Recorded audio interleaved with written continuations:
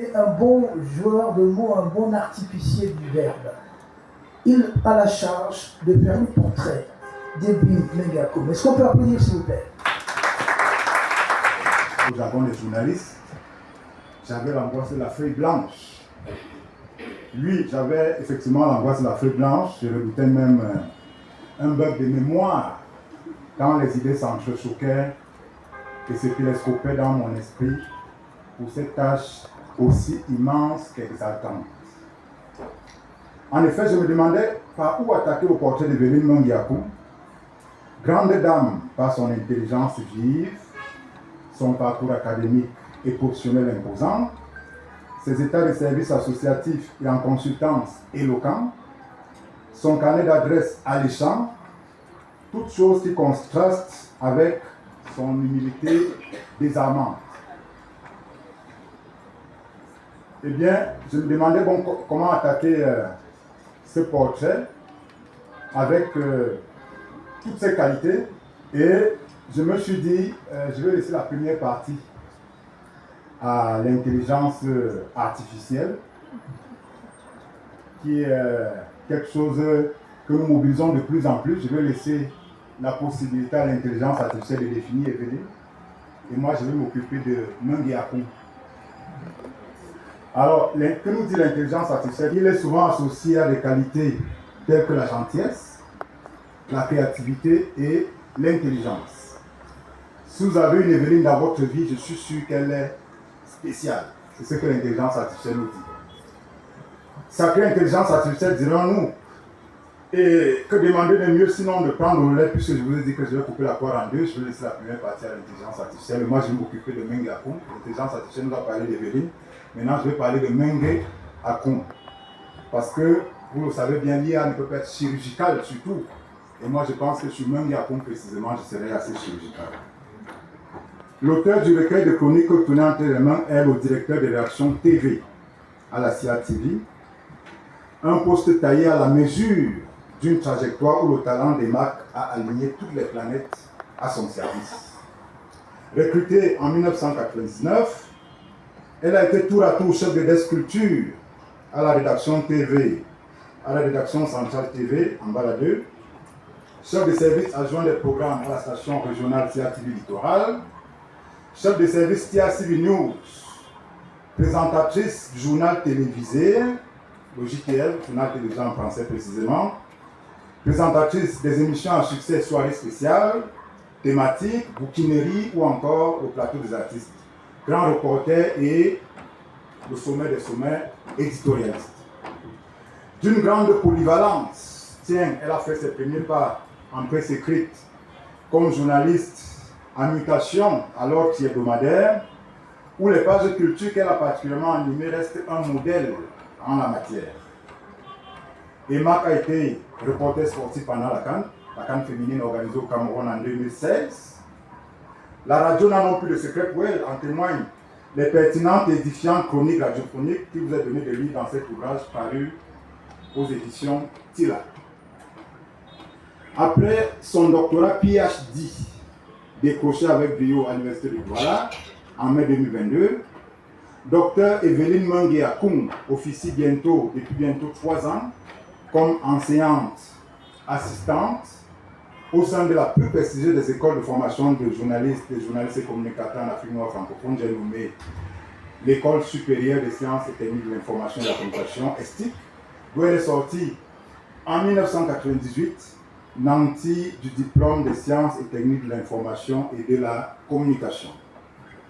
Cette passionnée de lecture et de voyage, pour qui la rigueur et la discipline dans le travail sont quasiment une seconde nature, dispense également des enseignements à l'Institut de formation et de conservation du patrimoine audiovisuel de la CATV, IFCPA, et à l'Institut universitaire Sainte-Thérèse de Mvolier, pour ne citer que ces instituts. Président de la section camerounaise de la presse francophone UPF depuis 2021, poste pour lequel son bilan élogieux parle pour elle, Evelyne Mengi Akoum est également une consultante multicarte à son tableau de chasse, l'Union africaine de radiodiffusion UAR, l'Organisation internationale de la francophonie OIF, l'Organisation de la coopération et du développement OCDE, Afrexim Bank. Elle est également consultante à l'École internationale de guerre de Yaoundé. Il y a l'état-major de l'armée de l'air camerounaise, sans oublier l'Institut national de la statistique. Excusez du peu. Cette ancienne pensionnaire du lycée général Leclerc a également offert ses services à Arsenal, l'un des ancêtres de Néo, qui s'occupe du service public de l'université au Cameroun. Au bout du compte, tout ce bulletin de vie à moins de 50 ans, pourrait-on s'écrier. De fait, Emac est née le 24 janvier 1977. Je vais faire une confidence. Elle a l'habitude de m'appeler grand frère. On est pratiquement quelques jours de différence parce que moi je suis né le 27 janvier 1977. Mais c'est quand j'ai lu son CV que je me suis rendu compte qu'il y a quand même tout le monde appréciera qui est l'aîné de l'autre. Mais de toute façon, nous sommes pratiquement nés dans les mêmes proportions, les mêmes jours en 1977. Et Mam n'a donc que 48 ans, tenez-vous bien. Cet adepte du pain africain qui rehausse son exquise féminité a surtout un boulevard qui s'ouvre à elle. Journaliste, consultante, universitaire, mais aussi mère de 3 enfants, elle ajoute officiellement aujourd'hui, à la faveur de cette cérémonie de dédicace, la corde d'écrivaine à son art déjà bien fourni. Au demeurant, la vie de Marx s'écrit comme une chronique qui a une attaque et une chute. Et Théomo, voici l'homme, ou alors, voici une dame. Je vous remercie. Merci. Alors je dirais qu'il parle comme il écrit. Il parle comme un orateur. J'ai pensé qu'il ne fallait pas faire ici une approche qui soit scolaire, parce qu'elle serait inutile et inappropriée. J'ai pas eu besoin d'aller m'échiner pour chercher les techniques d'écriture ou un catalogue de figures de style.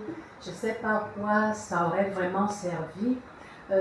J'ai plutôt pensé à une approche intégrative au sens où cela me permettait d'associer tout le monde pour une appréciation collective de ce que nous entendons, pour voir si la réception est la même, si elle est commune, s'il y a des différences, s'il y a des nuances et quelles sont ces différences. Donc mon propos est ordinaire, il est simple et il n'est pas facile parce que l'ouvrage est riche.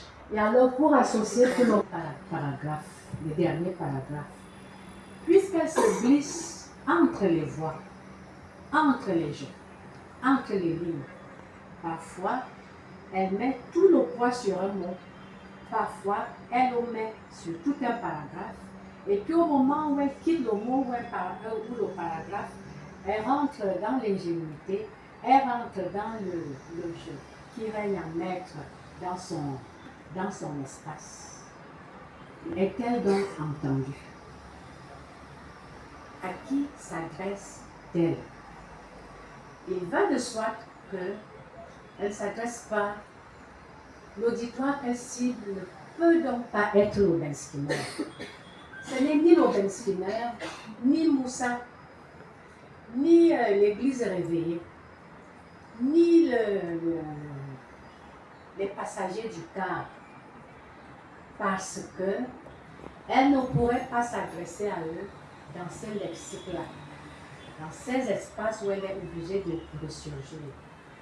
Et Marc est aux abois. Elle est dans une tête effrénée de bien-être. Et lorsque vous voulez savoir à qui elle s'adresse, allez la chercher dans les interrogations. Il y a des séquences ici où il y a un cumul d'interrogations à la page 67. Où sont nos édiles? Alors le Ben Skinner ne sait pas ce que c'est qu'un édile, ni Moussa le tailleur. Où sont nos édiles? Où est la police municipale? Où sont c'est ceux-là qui sont le public des mains. En somme, les chroniques sont un cri de détresse et un cri de détresse savoureux. Je vous remercie. professeur Christine Nguéné, qu'on applaudit toujours.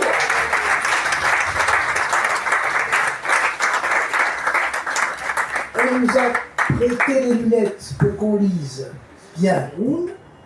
Je l'ai croisé sur ce rôle qu'il va jouer tout à l'heure, il y a 1 ou 2 ans. Il y a 1 an, je crois, quand il y avait une dédicace au tribunal militaire. Et j'étais le modérateur. Ce jour-là, j'ai eu la chair de poule.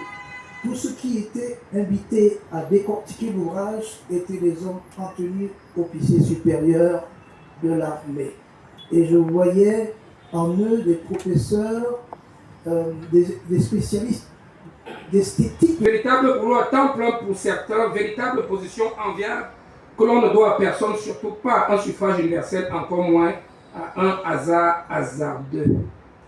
Et aimable de préciser, fort opportunément, qu'il s'agit d'un grand poste oublié de la nomenclature administrative, puisque l'élu de personne, l'élu de lui-même, fait la pluie et le beau temps dans le groupe, dans son fief, et j'ajoute, sur son cheptel de membre. Ce type, ce mec, ce patron, ce boss est craint et respecté, parfois vénéré et convoité par tous les membres du groupe. Me voici MDR, me voici LOL. Mort de lui. Je ne sortirai pas de cette recension de la titraille sans évoquer Cameroun, mon pays. Ne pas le faire serait une erreur, un crime de patriote, pourtant convaincu de ce que le Cameroun est une grâce existentielle. Et Marie exalte ce triangle d'amour, triangle de vie, périmètre d'expression de notre génie et de nos ambitions. Ce type est vite rattrapé par le Henley, dans lequel l'auteur avance courageusement ses idées à mesure d'affirmer, et là je me suis permis 3 lignes, c'est elle qui le dit, notre pays tient par la force de ces petites gens qui y croient toujours. La base de la pyramide se contente de si peu, celle qui lit de ses insuffisances et de ses manques, celle qui a choisi l'autodérision comme thérapie collective. Ne dit-on pas que rire fait rajeunir, rire détend, rire soigne? Oui, et oui. Au moment de me dire à moi-même stop, parce que vous n'allez pas m'arrêter, mais il faut que je m'arrête, j'ai souvent du mal à m'arrêter, il me plaît de me rappeler, de rappeler à nous tous le propos des marques elles-mêmes lorsqu'elles confirment in fine que les chroniques des marques, et je cite, enfin, s'inspirent de la vie comme elle va, elles amusent, choquent, piquent, émeuvent, mais surtout marquent les esprits. Le mien est définitivement marqué, les vôtres aussi, je l'espère. Je parle de vos esprits. Et vive ainsi le succès en téléchargement de EMAC. Merci pour votre attention.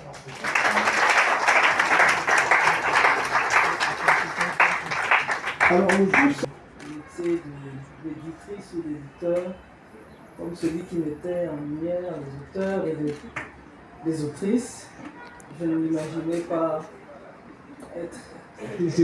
We not fit forget Mireille, that one the get something in the inside. Je me rappelle encore du titre, c'était quoi? Une étoile sous le boisseau. Pas retouché, on n'a rien fait. De l'attaque à la chute, c'était l'esthétique romanesque pour parler comme le professeur Fameux Nogo à propos de Mongobiti. Alors, elle était comme ça, elle rentrait la dernière.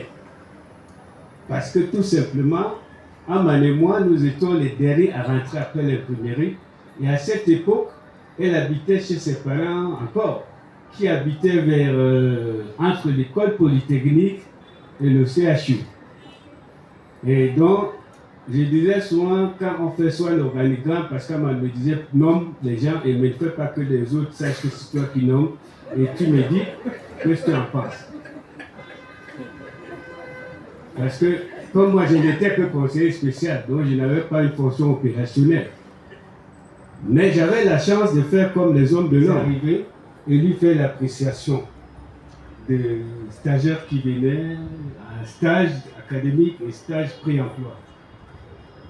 Nous avons eu une série de jeunes stagiaires qui, dès le... Aimé Robert qui était là, Aimé Robert arrivait. On l'avait d'abord envoyé en communication. Il avait le challenge avec Thierry Ngonga qui faisait politique. Et Marc était la seule qui passait d'une rubrique à une autre avec une aisance capable de faire changer le point de vue à tout rédacteur en chef et à tout directeur. Et nous avons décidé qu'elle doit rester uniquement en culture et en communication. Il y a des fois, quand vous écoutez Marc à la radio ou à la télé, elle a gagné, parce que moi je considère que si la presse était l'armée, la presse écrite est un peu ce qu'on peut appeler, comment je vais dire, voilà, le corps d'élite.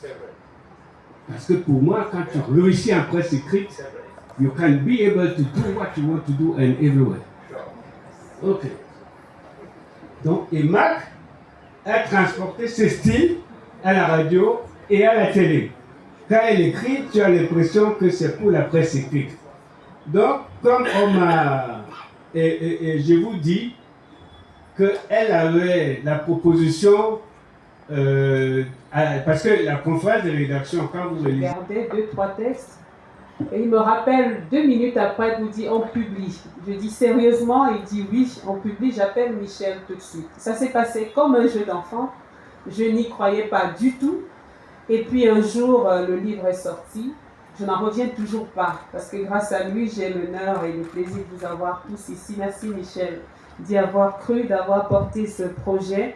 Je voudrais remercier mes parents, mon frère Eric qui est là, ma fille Anne-Maëlys, qui écoutent, sont les premiers critiques de mes chroniques des Mac que je partage tous les jours sur le forum familial. Eric est administrateur du groupe WhatsApp de la famille. Merci à vous et merci à quelqu'un qui est dans la salle aussi et qui a inspiré en fait l'idée de publier et qui me disait tout le temps, mais pourquoi tu ne les publies pas tes chroniques? Pourquoi tu ne les publies pas? Ce serait bien que plus de gens partagent. Je disais, oh, mais c'est vraiment beau, c'est vraiment bien, c'est inspirant et puis ça porte un message que je crois qu'il serait dommage de garder. Je le remercie d'avoir insisté pendant presque un an pour que je prenne la décision de publier ces quelques chroniques. Il y en a une soixantaine, 62 plus exactement. Il y en a d'autres encore dans la boîte puisque je n'ai pas cessé d'écrire tous les mardis à 8h35. J'espère que j'aurai de nouveaux auditeurs dès mardi prochain à 8h35 sur les matinées qui écouteront. Il est capable de décider de vous sortir du forum, de vous remettre. Vous pouvez lui faire, comme on dit au Cameroun, une grosse à la cour IB. Et puis le forum le voit à réapparaître. Alors, ça c'est vraiment la lecture indicienne. C'est le regard, c'est son regard, c'est son regard en ce moment. Ce regard perçant que Christine a très très bien évalué. Et je dis merci. Est-ce que j'ai une question à poser à Emac? Ce serait que, est-ce que c'est elle? Dans un premier temps, je peux vous répondre pour elle, c'est vraiment elle. Là, je la découvre. Je dis, Christine m'a donné les mots pour la découvrir, pour la nommer. Cette capacité à se livrer tout en gardant une très très forte retenue, à être aimable tout en préservant son ton. Ça, c'est ce que j'ai trouvé de très beau dans ces chroniques, qui ont quelque chose d'autobiographique, mais tout en restant très populaire. Voilà. Alors, sur instruction, je prends la parole. Félicitations, Emac. Le combat, c'est toujours que les journalistes écrivent plus. J'aurais prolongé la question de monsieur l'administrateur en demandant qu'est-ce qui a inspiré le choix de 60 sur la pléthore de chroniques qui ont été déjà publiées. Qu'est-ce qui inspire l'auteur? Pourquoi telle chronique et pas telle autre? Est-ce que c'était avec l'accompagnement de l'éditeur ou c'est le cœur qui a conduit le choix des chroniques? Merci. La voix portée de ceux qui regardent sans dire, peut-être parce qu'ils n'ont pas les mots pour le dire, parce qu'ils n'ont pas l'occasion de le dire. C'est aussi la voix de ceux qui veulent crier mais sont retenus par toutes sortes de contingences.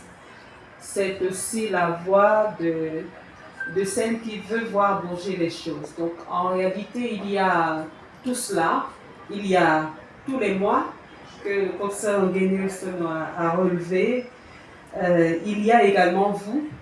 Vous vous coiffez et puis on vous agresse littéralement dès la porte. Vous voulez quoi? Voilà, c'est notre quotidien. Ça n'est pas qu'à l'hôpital, hélas. C'est à l'école, c'est dans un supermarché, c'est dans la rue.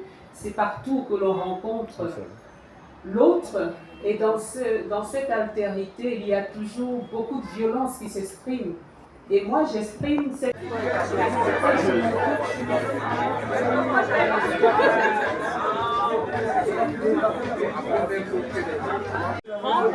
Et ce serait avec plaisir parce qu'effectivement, il y a dans ces chroniques un côté éducateur, un côté pédagogique, un côté interpellateur de toutes les strates sociales. Et donc peut-être que pour les plus jeunes et pour ceux qui aiment ce type de littérature, pourquoi pas une série de bandes dessinées.